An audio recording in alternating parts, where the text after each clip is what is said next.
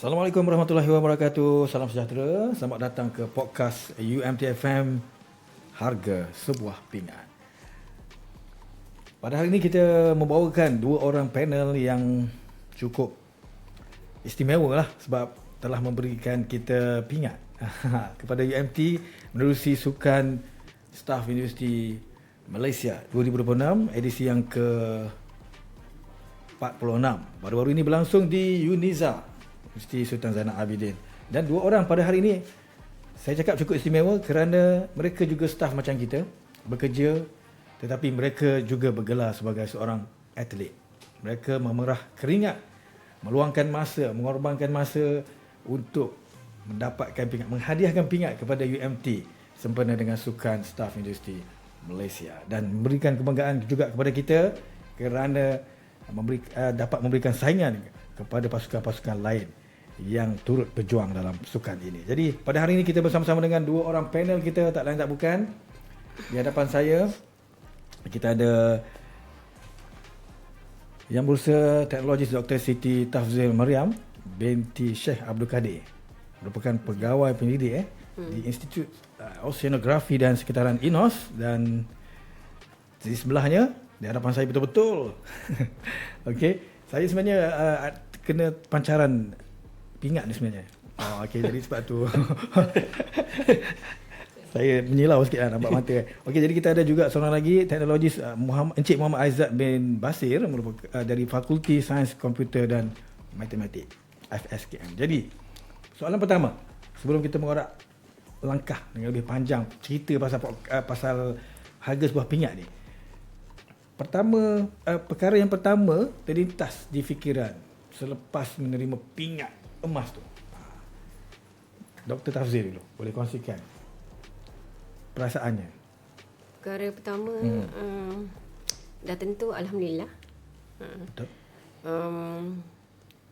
Saya sangat bersyukur dan dalam masa yang sama dah rasa lega sebab dah habis pertandingan. Sebelum pertandingan tu memang kita tahu saingan kita tu bukan jalan-jalan. Ramai yang memang aktif dan berpengalaman dalam memanah. Contohnya pemain Sukma, pemain Bebo yang memang aktif bertanding. Lepas tu jadi apabila kita akhirnya dapat emas tu memang rasa Alhamdulillah dan segala usaha tu berbaloi. Macam tu. Lega sangatlah tu, ya. Lega. Dengan orang kata fasa-fasa yang berlalu begitu ketat sebelum ni kan. Nampak jadi, kepuasan terpancar di wajah juara kita pada hari ini. Selepas satu tanggungjawab. Itu dia. Okey, jadi tahniah diucapkan. Seterusnya kepada Encik Aizat. Perkara pertama terlintas dapat pingat emas ni. Saya rasa pertamanya samalah macam Dr. Tafzil lah. So kita lega lah sebab dapat membawa pingat emas kepada UMT lah. Sebab kalau kita tengok sasaran kita pun kita target gangsa kan, tetapi kita boleh pergi lebih jauh lah. Sebab saingan tu boleh kata semua universiti yang datang bertanding tu semuanya mempunyai pemain-pemain yang rata-ratanya semuanya daripada bekas pemain Sukma, bermain di peringkat yang lebih tinggi daripada Sukum lah. Jadi satu lagi kita rasa bangga lah pencapaian ni as a pasukan. Okey, satu soalan lagi. Rasa gembira sebab menang ke atau rasa lega kerana segala penat lelah akhirnya terbayar? Yang lebih rasa lega dan sebab itulah kita treat sebagai tanggungjawab jugalah. Okay. Sebab kita dekat di office, kita tanggungjawab sebagai seorang pensyarah macam saya, dan bila kita di gelanggang pun samalah sebab kita membawa nama UMT kan. Jadi kita kena buat sehabis baik lah, dan sehabis baik itu sebagai satu pasukan lah, tenis, dan bukan saya seorang lah. So untuk pencapaian emas ni memang satu tim punya effort. Jadi segala perancangan dan taktikal semua tu memang perlu disusun dengan baik lah untuk mencapai ke tahap ni. Okey, sebelum kita bercakap pasal pertandingan dan kemenangan, saya nak dengar dululah. Orang kata tak kenal maka tak cinta lah. Orang kata insan di sebalik pingat. Bersama dengan Dr. Tafzil. Boleh cerita sikit tentang diri doktor ni, tugas hakiki apa di UMT? Tengok atlet kita ni siapa sebenarnya? Boleh kongsikan sikit siapakah diri yang sebenar di UMT? Saya Siti Tafzil Mariam binti Syed Abdul Kadir. Pegawai penyelidik kanan. Saya bekerja daripada tahun 2006. Di Institut Oceanografi lah. Memang saya berada di situ daripada tahun 2006 lah. Lama dah. Lama. 20 tahun. Jadi bidang saya lebih kepada bidang perikanan, biodiversity marine lah. Saya fokus kepada biodiversity dan taksonomi ikan. Jadi kerja saya banyak melibatkan penyelidikan, kerja lapangan, sampling, pengurusan projek, penulisan penerbitan kaitan dengan pendidikan. Jadi waktu saya bekerja, saya memang sebagai seorang penyidik. Tapi bila saya lepas kerja, saya training. Dia detail dia, sebab tu dia. Okey. Jadi merupakan atlet pemanah lah ya, pemanah. Sukan memanah. Okey, betul. Okey, dan kita bersama dengan Cik Aizat, tugas hakiki di UMT, dan kita terus dengan nak tanya bagaimana boleh terlibat dengan tenis ni. Ada kena-kena ke dengan tugas hakiki tu? Tak ada kena-mengena lah. Ada Cuma nama saya Muhammad Aizat bin Basi. So saya sekarang ni bertugas sebagai pensyarah kanan di Fakulti Sains Komputer dan Matematik, dalam bidang komputer lah. Bidang saya Artificial Intelligence AI. AI banyak semua berkaitan dengan machine learning lah, So berkait dengan tenis tu, saya memang daripada kecil main tenis lah. Daripada kecil tu daripada sekolah. Daripada sekolah. So daripada sekolah sampai sekarang lah. Jadi sukan tu je saya tahu. Sukan tu je lah saya tahu. Jadi dan saya juga alumni UMT dari tahun 2002 masa itu saya buat ijazah Sarjana Muda Teknologi Maklumat Kejuruteraan Perisian masa tu. Pada masa tu dah bermain tenis. Dan dia mewakili sebagai pelajar lah. Pasukan tenis Masum masa tu Masum. Lepas tu masuk macam boleh tahan juga tu. Itulah dengan background dia. Lepas tu masuk ke UMT sebagai staff pada tahun 2008. Baik. Dan daripada situ pun dah memang start main tenis lah dan mewakili universiti lah. Itulah sejarahnya lah berkaitan dengan tenis tu. Jadi mewakili Sukum ni dah beberapa kali, saya pun tak berapa nak ingat. Beberapa kali sampai siri ke-46 ni lah. Wow. Kiranya mungkin seorang coach juga ke? Coach tak tahulah layak sebagai coach atau tak, tapi pernah menjadi coach jugalah untuk Sukum di UPSI kalau tak salah saya. Okey, untuk Dr. Tafzil. Bila kenal dengan memanah ni kan? Sukan memanah ni macam mana boleh tersalah beli apa benda ni mengaji? Bo ke kan? Macam mana boleh kongsikan sikit tak? Saya berbeza dengan Cik Aizat sebabnya saya start dengan kenal dengan sukan memanah ni memang secara tak sengaja. Dr. Yoshi, dia salah seorang yang pemain memanah ni yang pernah dapat pingat emas pada Sukum 2022. Dia yang ajak saya. Beliau ni ajak saya cubalah. Dari situlah saya rasa macam seronok dan timbul minat lah. Sebab kalau ikutkan saya ni jenis yang suka bersukan, tapi saya tak ada masa nak bersukan. Jadi saya gunakan masa saya memanah ni untuk saya lebih kepada jaga kesihatan lah. Sebab selama ni saya banyak fokus ke kerja hakiki lah.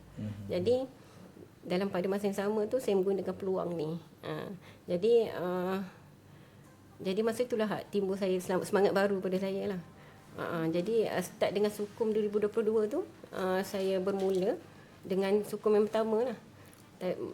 Tapi masa tu saya tak bawa balik apa-apa pingat.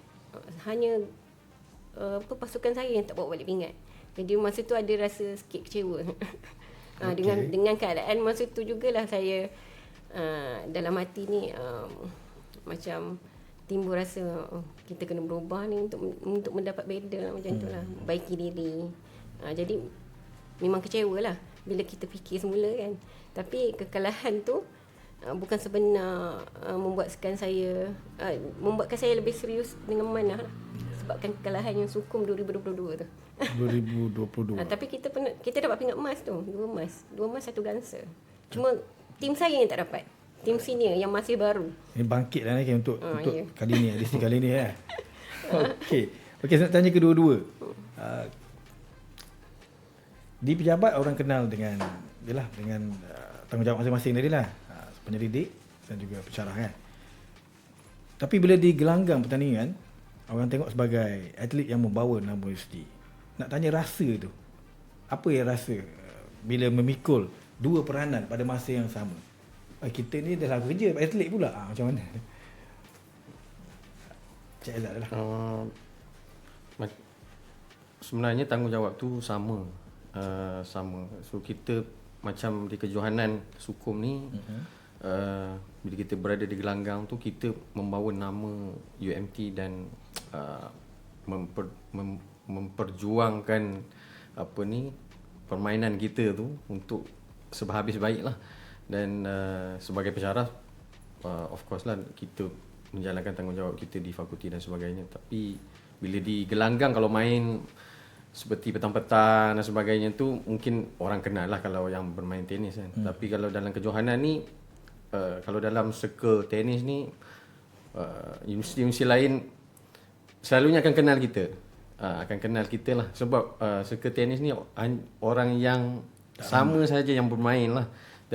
Selalunya daripada pelajar sampai ke dia menjadi staff di universiti tersebut lah. Dia punya kita panggil apa dia punya culture dia tu sebegitu. Jadi kita akan jumpa balik kawan-kawan kita masa kita bermain semasa pelajar dulu. Jadi tanggungjawab tu memang samalah macam kita bekerja. Jadi nak lagi dalam Sukum ni kita membawa nama universiti dan kita akan buat sehabis baiklah untuk menyelahkan kita punya pasukan kita lah. Untuk doktor macam mana? Pada saya sendirilah memang mencabar lah. Mencabar. Sebab kita bukan atlet sepenuh masa. Kena jaga masa. Jadi sebagai staff tu, kerja hakiki tu tetap menjadi tanggungjawab. Tak boleh kata masuk Sukum kita tinggal kerja hakiki, tak boleh. Jadi untuk saya terlibat dengan Sukum tahun ni, tak sampai sebulan sebenarnya saya terlibat dengan kerja hakiki saya pergi sampling sebulan sebelum Sukum. Belum, tak sampai sebulan. Saya seminggu saya sampling. Jadi sebenarnya daripada situ pun dah kita takut fokus kita hilang kan. Kita macam memanah ni, dia kena ada konsisten daripada segi form. Jadi benda-benda tu sebenarnya mencabar lah. Jadi jadi kita kena pandai bertukar fokus lah. Bila bekerja, kita tanggungjawab pada sebagai staff. Bila berada tempat latihan, kita pula fokus sebagai atlet mana. Tu nak capai juara ni mesti kena ada latihan yang konsisten. Apa yang menyebabkan doktor di macam tetap jugalah nak turun padang nak berlatih. Yang apa dia punya motivation dia tu? Sebabnya nak menang. Sebabnya memang kami untuk memanah ni, coach, manager semua, Cik Kamal, Cik Johari, Cik Zainuddin, dia ada siapkan kita training selama seminggu. Konsisten lah. Maksud pagi turun memanah, petang pun turun memanah. Jadi daripada situ kami jagalah. Dan kami juga ada scoring, bahagian scoring punya mata. Jadi daripada scoring tu kami bekerja untuk mendapatkan mata yang terbaik lah semasa latihan. Jadi pada segitulah kami menjaga masa dan terpaksa membahagi masa antara keluarga, kerja dan training. Bukan senang. Itu je boleh cakap. Okey, Cik Aizat. Yes. Dah kerja seharian kan, penat kan? Dengan student lagi apa semua kan. So balik tu badan dah penat, lepas tu nak berlatih lagi. Macam mana tu? Itu memang kena paksa diri lah. Paksa diri lah sebab coach pun dah pesan awal lah, coach dan juga tim lah kepada semua pemain lah. Memang kita kena turun untuk dapatkan fitness lah. Sebab bermain di kejohanan sukum ni all about, kebanyakannya majornya adalah fitness lah. Terutamanya tenis lah. Tenis kalau you tak fit memang akan memberi kesan kepada perlawanan lah. Dan jadi kita pun turun lah secara intensif selama seminggu, pagi dan petang, untuk mendapatkan fitness tu dan juga kita punya keyakinan nanti bila masa berlawan lah, supaya tak nanti kita terkejut dengan intensiti perlawanan tu sendiri tu. Yalah, fitness ni mesti melibatkan juga dengan pemakanan, semua kena ikut lah. Pemakanan tu tak tahulah sebab pemakanan tu tak tahulah macam mana kita makan je, tapi maksud saya fitness ni fitness yang lebih lah, sebab selalu kalau kita main suku-suku petang-petang tu tak ada masalah, tetapi kalau untuk sukum ni kita kena cari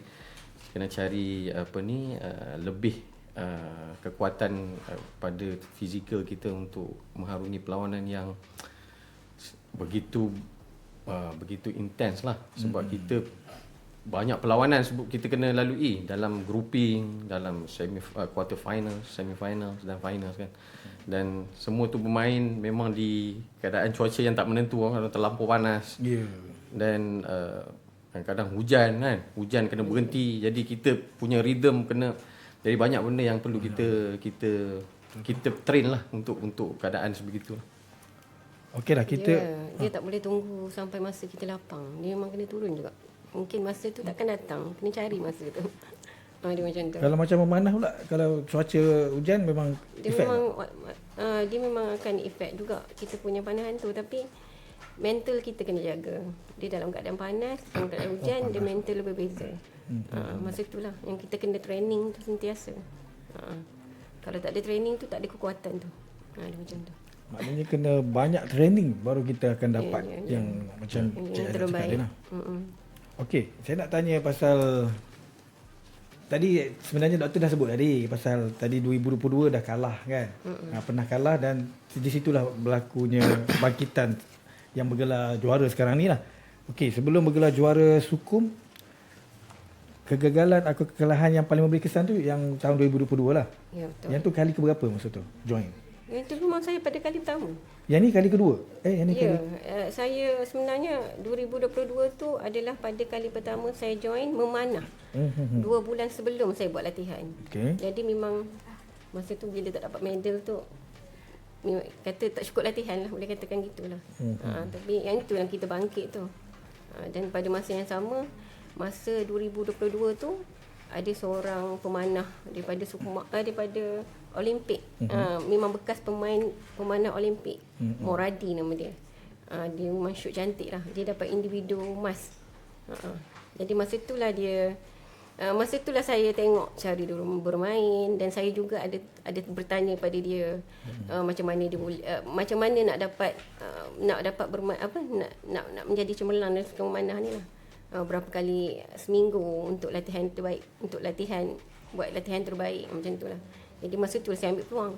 Jadi yang tu lah saya sikit bangkit.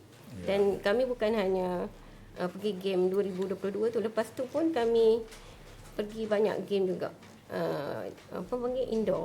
Indoor game, memanah juga, untuk bagi konsisten pada panahan tu. Memang kita perlu pergi banyak game. Banyak sama juga permainan lain, tenis pun macam tu juga. Memang kita kena macam tu. Kita Cik Aizat, ada tak kekalahan-kekalahan yang pernah dilalui yang menyebabkan kebangkitan yang kekalahan? Pasukan tenis kita ni tak adalah kata nak kalah di peringkat grouping dan sebagainya, cuma warna pingat. Jadi sebab harapan kepada pasukan tenis ni, kalau di UMT ni emas, kalau masa pelibatan saya dulu-dululah. Jadi tanggungjawab tu sangat tinggi lah, sebab kita kena mengekalkan pingat emas tu. Cuma untuk sukung kali ni kita meletakkan gangsa kerana faktor-faktor yang melibatkan ada yang pemain yang dah bersara dan ada pemain yang tak dapat join yang dahulu atas sebab-sebab yang tak dapat dielakkan. Jadi macam dalam perlawanan yang mungkin boleh kongsi kot, perlawanan yang apa ni yang boleh kita dapat emas tu di peringkat di peringkat quarter semi-finals di mana kita berjumpa dengan tim yang lebih kurang sama kekuatan macam kita. Jadi dia punya key point adalah kita punya line up kita lah, kan, susunan line up kita dan juga keyakinan kita terhadap perlawanan tu lah. Jadi bila kita tengok line up dengan line up lawan, memang buku bertemu ruas lah, daripada single sampailah kepada double open. Jadi kita punya line up kan. So jadi turning point tu adalah di semi finals. Cuma kita dah confirm gangsa. Cuma kalau kita boleh pergi ke final, insya-Allah chances untuk emas tinggilah. Jadi di situ key pointnya. Jadi macam perlawanan saya, contoh orang lain pun membawa tanggungjawab yang sama lah. Sebab semua menyumbang kepada point dan orang yang semua bertanggungjawab kepada perlawanan masing-masing untuk menyumbang kepada pasukan. Jadi pada perlawanan itu saya dan Cik Suko Saad bermain di double veteran. Okey. Jadi kita dah kalah satu set lah. First set kita dah kalah, kan.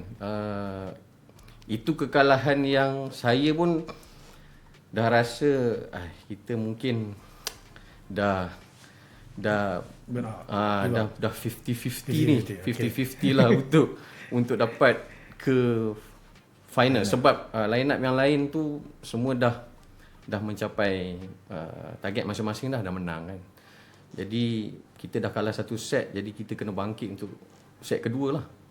Dan alhamdulillah lah set kedua kita menang dan seterusnya pada super tie break, which is yang ketiga yang menentukan tu, itu pun 10-8 kita menang. So mata pun dekat-dekat kan. Jadi atas dasar itulah kita dapat masuk final dan kita merasakan emas tu chances tinggi lah. Sebab pasukan-pasukan yang kita akan jumpa tu kita yakin boleh mengalahkan mereka lah. Tapi gitulah. Jadi kekalahan tu pada set pertama tu memang kita dah rasa macam down dan memang sangat besar tanggungjawab tu sebab pasukan mengharapkan double veteran ni menang kan. Jadi kita cuba sedaya mungkin dan memang ditakdirkan Allah kita menang lah. Jadi kita dapat masuk ke final. So bila masuk ke final tu semua dah semangat makin tinggi balik. So alhamdulillah lah kita dapat emas lah. Sebab dia buku bertemu ruas yang tu lah. Buku bertemu ruas. Sebab UTM ni adalah sejarah panjang lah. Kita jumpa dengan UTM ni memang sejarah panjang permainan mental dan fizikal. Di dalam court memang pelbagai cabaran lah. Jadi dan kita bersyukurlah dapat masuk ke final. Okey, memang dramatik lah ya. Dramatik, agak dramatik lah perlawanan tu. Okey, baik doktor. Dan juga Cik Aizat lah, nak tanya kedua-dua atlet kita ni dah kan. Pada pandangan kedua-dua juara kita ni, mana lebih penting? Bakat, disiplin atau kekuatan mental? Doktor.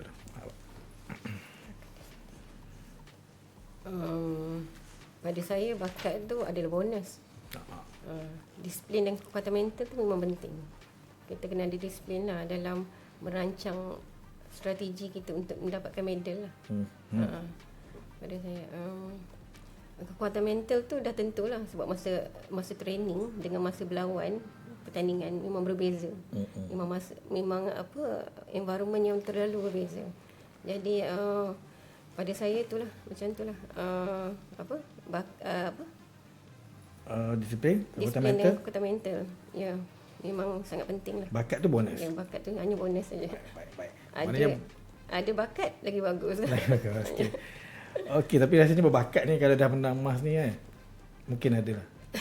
Tapi saya dengar bakat ni boleh diasah sebenarnya. Ya. Betul. Okey. Cik Azad. Bakat dah macam kata saya cakap tadi memang bonus lah. Kadang-kadang born to be a tennis player kan. Tapi kebanyakannya kita perlu berlatih lah dan training lah. Kan, itu memang kunci utama dia lah. Kan, kalau ada bakat saja tapi kita tak berlatih, tak jadi juga tu. Kan, jadi dan kekuatan mental dan disiplin tu memang perlu perlu diterapkan lah. Kalau tak ada yang tu pun susah juga kan untuk kita sustain di dalam sukan yang kita masuk tu lah. Kan, pada saya macam tu. Okey, kita bercakap pasal harga sebuah pingat ni mesti ada pengorbanan yang besar kan. Jadi kita nak tanya kedua panel kita, doktor. Apa pengorbanan yang paling besar sekali untuk Sukum 2026 ni? Bagi saya masa dan komitmen.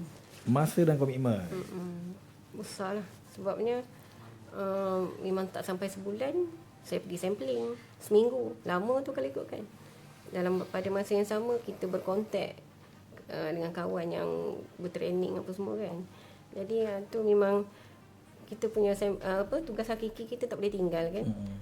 Jadi balik daripada sampling, latihan memang kena teruskan.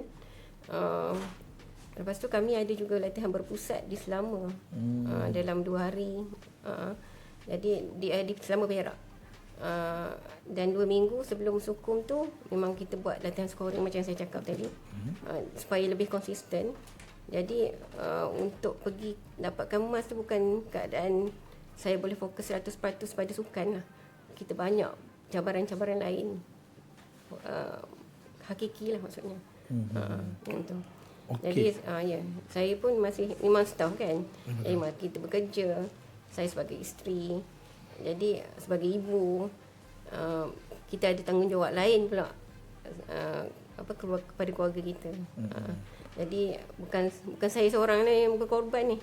Jadi coach banyak luangkan masa, tenaga melatih kami. Suami dengan anak-anak pun memang jadi kena faham, memahami. Bila saya perlu pergi training. Sebab contohnya ginilah macam bila saya nak pergi training tu, saya akan tanya anak saya, boleh tolong faham ibu pergi training nanti lepas ni ibu bawa anak saya yang kecil Fatimah budak darjah 2 masih darjah 2 dia tak faham jadi kita bagi dia faham supaya faham kita. Jadi lepas ni nanti ibu bawa pergi mana-mana jogging ke apa ke. Jadi bagi ibu ruang sikit je, ibu nak Sukum tak lama ni macam tu. Jadi kita pujuk dia. Jadi semua cabaran lah. Banyak macam-macam. Bukan senang lah kan. Walaupun pingat ini berapa ratus gram je beratnya. Tapi harga yang perlu dibayar tu sebenarnya lebih tinggi nilai dia. Dengan sokongan di belakang tu ramai. Betul. Saya tersentuh yang tu. Yang anak darjah 2 tu kan. Dia mesti nak dengan mak dia. Anak ni masih kecil lah kita nak kan. Selalu dengan dia. Tapi itulah pengorbanan seorang atlet yang juga merupakan seorang ibu, staf, isteri dan sebagainya. Okey, untuk Cik Azad, pengorbanan yang paling besar. Pengorbanan paling besar untuk dapatkan pingat ni. Lebih kurang sama je lah. Cuma macam family saya dah memahami dah. Memang kita perlu komit kepada Sukum. Okay. Dan pengorbanan yang lain adalah kita perlu susah payah untuk training tu lah. Okay, di tengah panas kan. Di tengah panas pagi dan petang. Okay. Lepas tu masa kita kena bahagikan lah antara kerja dan juga training kan. Lepas tu apa lagi macam tu lah. Lebih kurang sama lah dengan Dr. Tafzil. Dan komitmen lah akhirnya. komitmen tu sebab kita sebab kita fikir kita nak lagi dalam berpasukan. Yalah. Jadi kita tak nak sebab kita tim kalah. Itu paling saya takut lah. Kalau Sebab main kita individu tim dapat. kalah. Saya selalu fikir yang tu lah dalam tim. Sebab bermain tim, kalau main individu kita boleh Yalah. kita boleh lagi ada ruang-ruang untuk selfish tu. Kan? Kalau dalam tim kita tak boleh ada ruang-ruang selfish tu sebab disebabkan itu saya punya pemikiran lah. Jadi pengorbanan untuk ke arah tu memang banyak lah, kena turun training kan. Lepas tu kena memahamkan orang di sekeliling kita yang kita ada komitmen yang utama pada masa sekarang kan. Okeylah, kita dah dengar kisah perjuangan kan, pengorbanan dan juga sokongan daripada orang-orang di sekeliling lah kan, terutamanya keluarga. Dan juga saya tertarik dengan kisah tim berpasukan ni, satu berjuang untuk pasukan ya. Itu yang paling saya rasa sangat menyentuh lah kan, sebab yalah, kita hidup ni bukannya seorang-seorang kan, kita mestilah secara berpasukan lah. Okey, jadi mungkin ada nasihat lah untuk ataupun pesanan untuk warga UMT. Okey, apa yang ingin kedua-dua panel kita ni kongsikan beritahu kepada warga UMT yang mungkin minat bersukan tetapi tak berani nak cuba? Mungkin kata tadi lah macam tak ada bakat lah apa semua kan. Boleh tak kongsikan? Dr. Tafzil dulu, silakan. Pesanan pada warga kita. Pada saya, kita semua memang ada tanggungjawab tanggungjawab keluarga, kerja. Tapi bukan senang nak tunggu kita betul-betul masa kita lapang. Mungkin masa tu bukan senang nak datang. Ya. Jadi kalau minat tu, cubalah cari ruang. Pada saya gitulah. Cuba juga, sebab kadang-kadang dalam diri kita ni ada bakat, tapi kita melalui tak ada ruang ni, kena cari ruang lah. Yalah. Nak tahu bakat tu di mana. Cari ruang tu. Ya. Mencubalah. Mencuba. Ya, bukan senang lah. Tapi itulah, tak semestinya kita terus menjadi atlet ni atau kerja pingat. Kita mulakan sikit-sikit lah pada saya.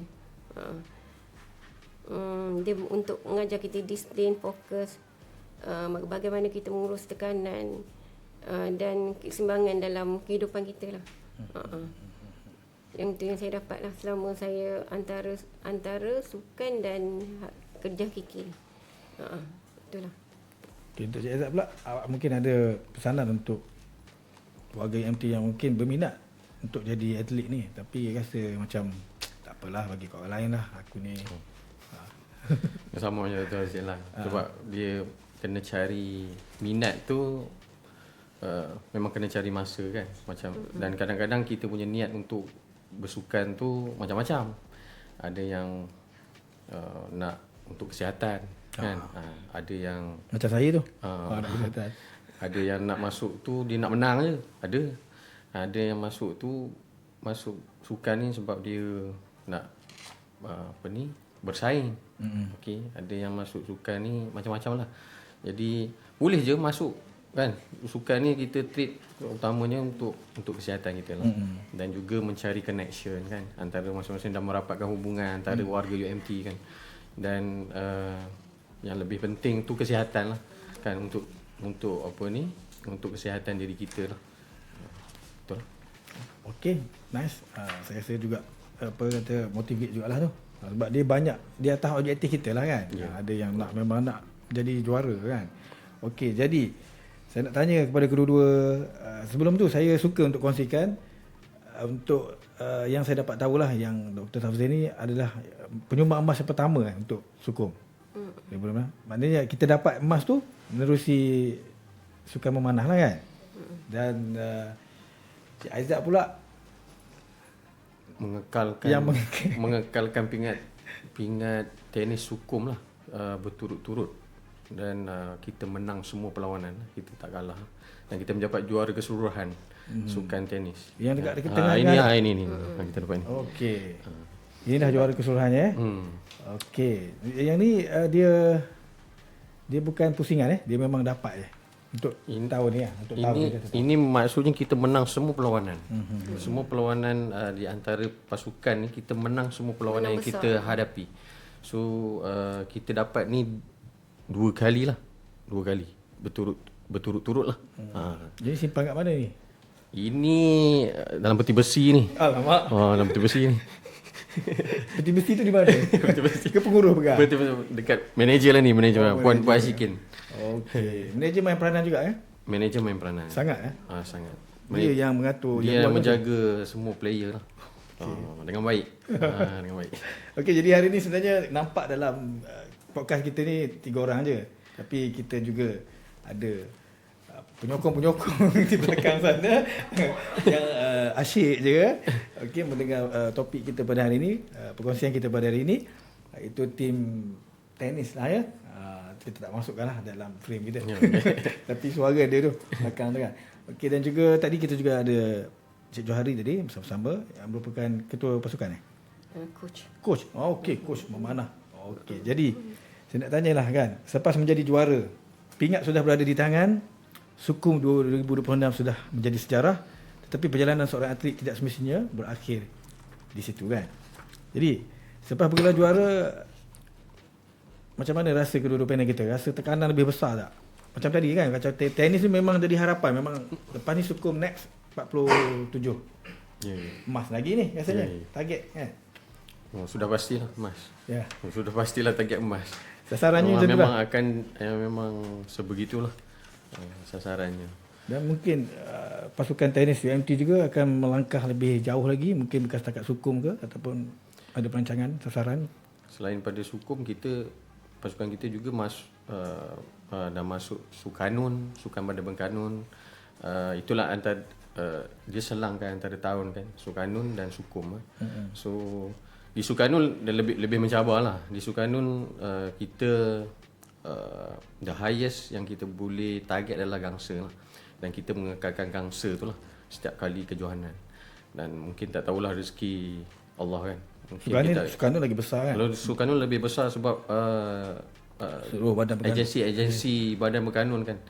Jadi kadang-kadang playersnya ada players daripada yang mewakili Malaysia. Jadi cabaran tu lebih besar lah. Gangsa tu power lah. Kira gangsa tu macam emas lah pada kita lah. Gangsa tu macam emas lah pada kita. Tapi kalau kita boleh dapat emas tu, mungkin kalau ada rezeki yang ditentukan kan, insyaAllah lah. Itulah perjalanan Cik Aizat pun cerita dari kecil lagi, maknanya bukan calang-calang juga lah Okey, dan kita dah di penghujung sebenarnya. Kita dah bercakap pasal kerja, pasal latihan, tentang keluarga, kekalahan dan juga kemenangan. Okey. Dan saya tanya nak kembali satu perkara lagi, iaitu kalau hari ini kedua-dua panel kita diberikan peluang untuk kembali ke hari pertama perjalanan menuju Sukum 2026, dan kedua-dua kita sudah tahu bahawa perjalanan itu akan penuh dengan penat, tekanan, pengorbanan, kegagalan dan cabaran. Adakah mahu ulang lagi? Nak ulang lagi? Cuba flashback balik. Okey. Dan kenapa? Ini soalan terakhir. Soalan terakhir ya? Soalan terakhir. Soalan terakhir. Okay. Luahkan. Doktor dulu lah. Pada saya sanggup. Sanggup Sebabnya kalau kita buang semua penat lelah tu kan, kekalahan latihan, pengorbanan, saat-saat kita kecewa tu, mungkin kemenangan tu takkan ada makna yang sama. Macam tu. Dan sebenarnya perjalanan yang bermula pada hari kita menang emas tu, ia bermula pada Sukum 2022 tu. Ketika kami tim tak dapat pingat tu. Dia bermula pada situ lah. Perjalanan tu maksudnya daripada tahun 2022. Kami baiki, selam lagi, apa yang kurang, pelajari lagi, training lagi. Dia macam tu. Jauh jugalah tu. Sampai ada seorang pemanah tu ada cakap dengan saya, wah, 4 tahun jumpa. Macam ni dah. Macam tu lah. Wow. Itu kejut lah. Sebab saya dulu zero. Macam tu. Memang Improvement dia cepat mendadak ya. 4 tahun lah. 4 tahun. Sebab kami tak ada sukung 23 di UMS Sabah. Sukung mana tak ada. Tak ada untuk acara tu tak ada. Tapi jadi terus lompat 2026. Tournament lain tu adalah ikuti. Kami indoor, ada yang indoor terlibat sebab nak bagi konsisten tu kan, training mental kita kuat macam tu. Jadi macam tu lah. Ya tak? Nak balik semula ke tak? Hari pertama lah. Yang tu yang tu kena fikir. Kena fikir sebab banyak cabaran dan dugaan lah. So dalam kesempatan ni saya nak highlight lah kita punya team boleh di saat hari ni kita punya team sebab kita dalam kepala saya bila pasukan tenis kita dalam team lah untuk mencapai kemenangan ni kita bergerak sebagai team dan bukan juga individu dan keberadaan saya di sini pun sebenarnya mewakili pasukan tenis lah. Okey, mewakili semangat setiap orang dalam pasukan tenis. Okey. So saya mungkin boleh highlight lah pemain pasukan tenis kita untuk yang pertamanya Profesor Madya Datin TS Dr. Nurul Adila binti Abdul Latif, okey, pensyarah di Fakulti Teknologi Kejuruteraan Kelautan. Keduanya saya lah TS Muhammad Azad bin Basir, okey, pensyarah di Fakulti Sains Komputer dan Matematik. Kita ada 4 orang pensyarah dalam tim kita. Yang seterusnya TS Dr. Rasina binti Abdul Rashid Awang, okey, sebagai pensyarah juga di Fakulti Sains Perikanan dan Akukultur. Dan yang keempatnya Dr. Siti Nur Ain binti Muhammad, pensyarah Fakulti Perniagaan Ekonomi dan Pembangunan Sosial. Dan yang lain ni di bahagian admin lah. Okey, kita ada Siti Norian binti Yaakub, okey, timbalan pendaftar pusat sukan, okey. Wan Abdul Hafiz bin Wan Ibrahim, penaras UMT Bukit Kor, right. Dan seterusnya pemain-pemain kuat kita lah. Okey.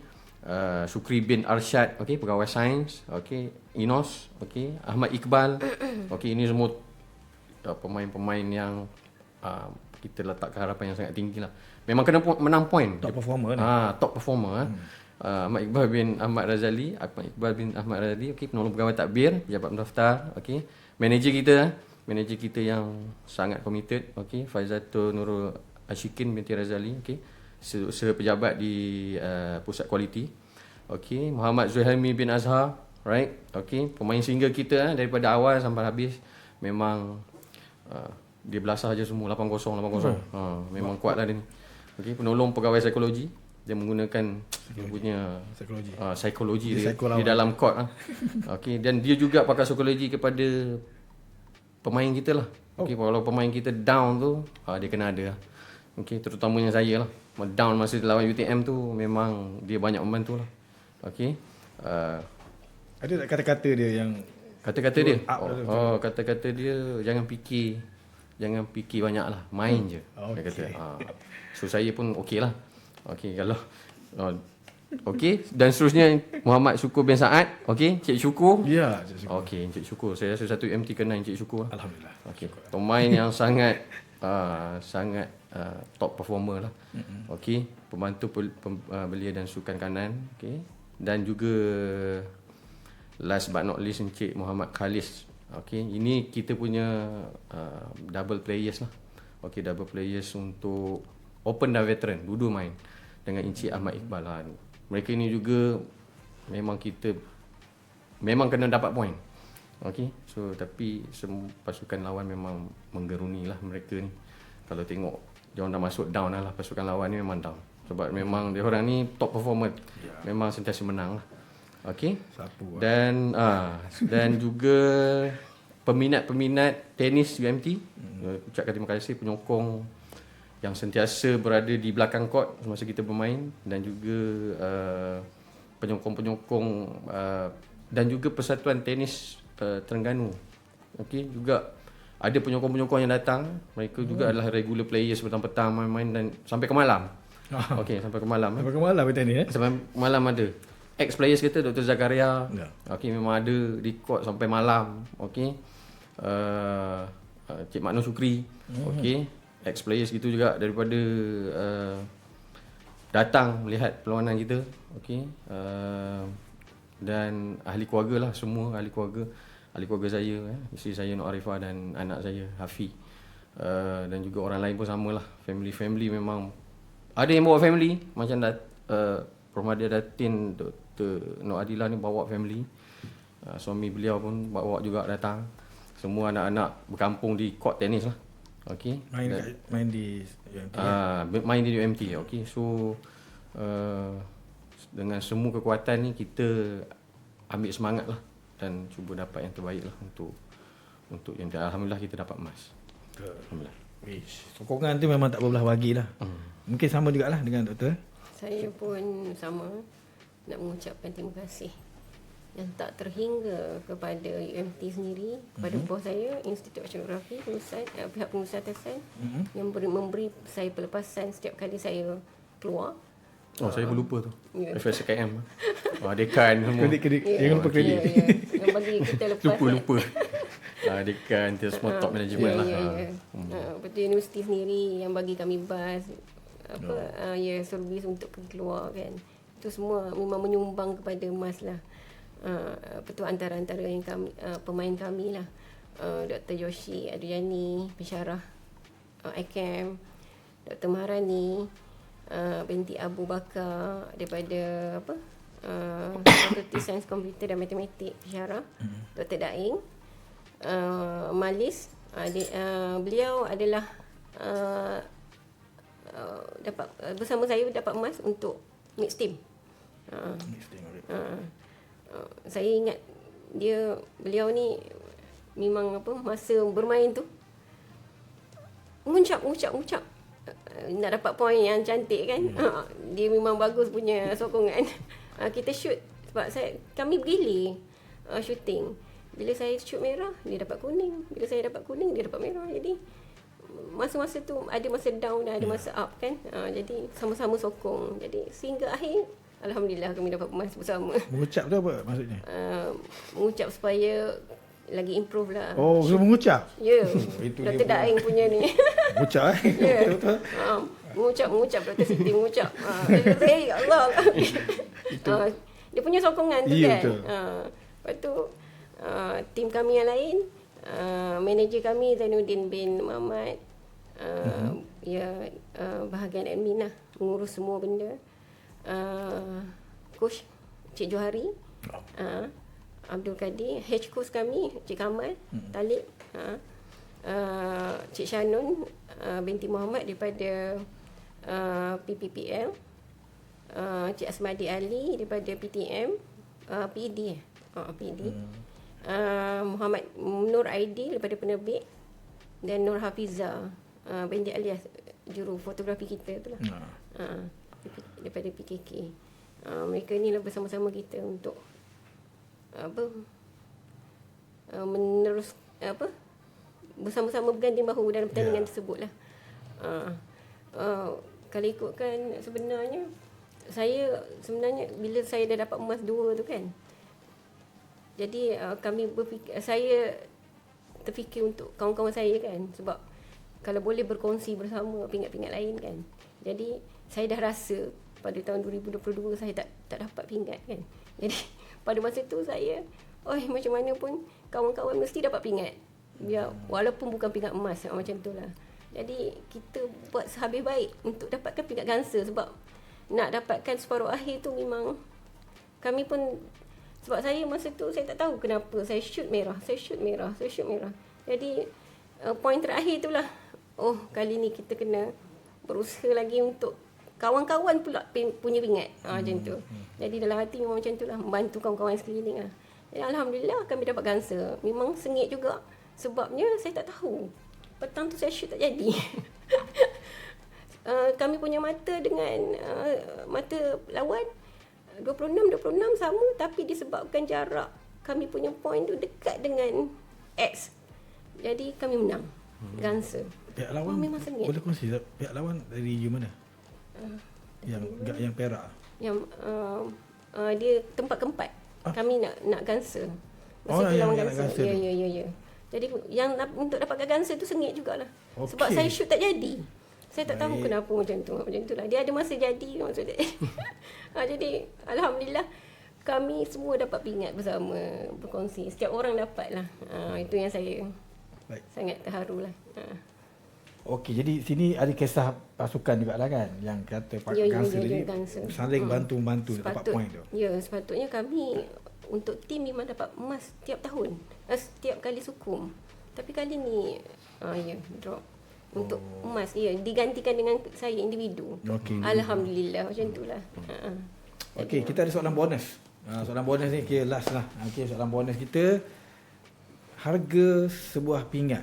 Apa sebenarnya maksud dia tu? Satu ayat je. Satu ayat je.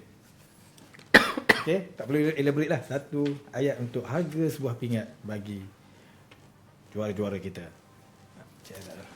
Pada saya, harga sebuah pingat itu adalah pengorbanan yang sehabis baik. InsyaAllah. Okey, Dr. Tafzil. Saya tambah. Tak Usaha dan pengorbanan. okey. Harga sebuah pingat adalah usaha Dan dan pengorbanan. Ada keluarga yang kita faham, yang memahami dan sentiasa mendoakan kita, serta coach, rakan-rakan yang sentiasa berusaha dan diri belakang kita. Baik. Okey, terima kasih kepada kedua-dua juara kita kerana berkongsi bukan sahaja tentang kemenangan tetapi tentang perjalanan di sebalik kemenangan. Hari ini kita belajar bahawa sebuah pingat emas tidak pernah datang dengan harga yang murah. Okey. Di sebalik emas itu ada masa, ada keringat, ada disiplin, ada kekalahan, ada keluarga yang memahami, ada rakan-rakan yang saya sebelum saya keluar daripada pintu rumah tu, nak pergi ke pertandingan, saya minta doa daripada anak saya. Doakan ibu supaya dapat emas. Sampai tahap tu Ya, kata-kata tu bagi semangat pada saya. Anak yang dua tu lah. Ke yang saya semua? Tanya semua. Doakan sebelum dia pergi sekolah tu. Alhamdulillah. Isteri saya cakap have fun je. Have fun. Jadi saya pun have fun. Tapi tak adalah have fun sangat dalam call tu. Macam tu lah. Jadi benda tu semua membakar semangat kita lah untuk terus ke depan, untuk berjaya. Okey, itulah cerita di sebalik perjalanan seorang juara, sang juara kita.